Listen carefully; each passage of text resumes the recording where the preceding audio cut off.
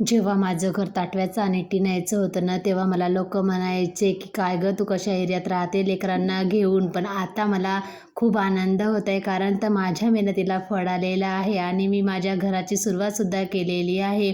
आणि मी लोकांच्या घरी जात होते, तेव्हा मला असं वाटत होतं, की काश माझं हे घर केव्हा होणार? पण खरंच परमेश्वराचा साथ आणि आपल्या मेहनतीला फळ जर आले ना, तर खरोखरच आपल्याही कष्टाला फळ येऊन आपल्याला असं त्याचं फळ मिळते.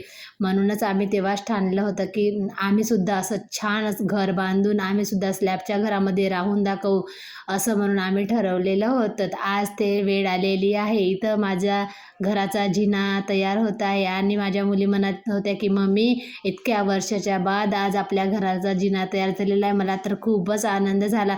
खरंच लेकराच्या चेहऱ्यावरचा आनंद पाहून आमचासुद्धा आनंद हा दुगणा झालेला आहे. त्याच्यामध्येच आम्ही आईस्क्रीम आणली आणि आईस्क्रीम खाऊन आम्ही आपला आनंद व्यक्त केला. चला भेटू उद्या.